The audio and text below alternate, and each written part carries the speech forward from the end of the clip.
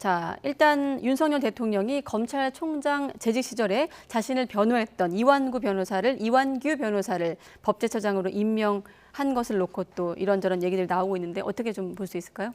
뭐 이완규 변호사 같은 경우는 사실 그 형사소송법계에서는 상당히 그 학구적으로도 인정받은 검사 출신 변호사입니다.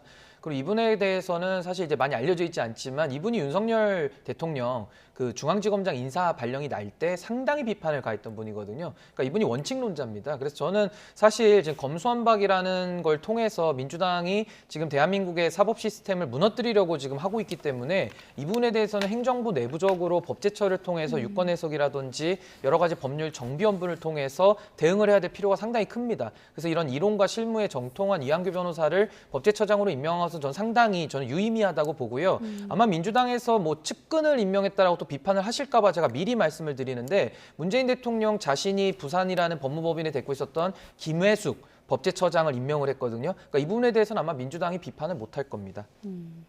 그렇군요. 사실 참고로 법제처라는 것은 말씀하신 대로 입법과 법령의 어떤 해석을 총괄하는 그런 기관의 수장인데 덧붙여 질문드린다면. 네. 법제처장 인사 하나를 가지고 그러는 건 아니고요. 이렇게 말씀드리고 싶어요. 국민의힘에는 인사풀이 없나요? 그러니까 윤석열 대통령의 주변, 윤석열 대통령의 어떤 개인적인 경험, 그래가지고 그 검찰 주변 사람 말고 국민의힘 전체, 정치 세력 전체로 하면 인사풀이 없나요? 이렇게 질문을 드리고 싶어요.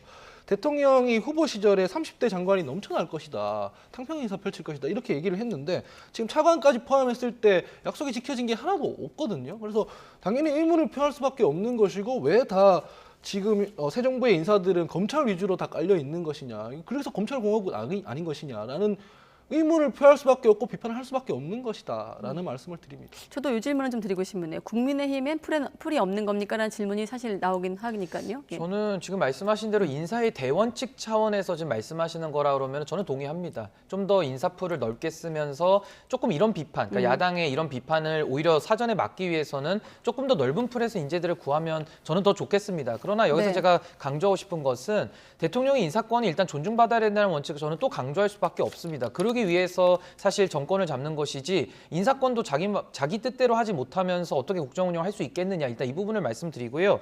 지금 문제가 된 법제처장에 대해서를 지금 말씀을 나누고 있었다 보니까 말씀을 드리자면은 법제처장은 보통은 이제 행시 출신이라든지 아니면은 변호사 자격을 가진 분들이 많이 갔던 자리입니다. 그렇기 때문에 이 부분에 대해서는 윤석열 대통령과 인연을 사실 분리해서 사고하다 보면은 사실 구할 사람이 없습니다. 그러니까 그런 기관의 특수성도 있다. 그러나 아까 말씀하신 소위 뭐 청와대 인사에 너무 검찰 인사가 편중됐다라든지 이런 비판에 대해서는 저는 타당하다 이렇게 봅니다.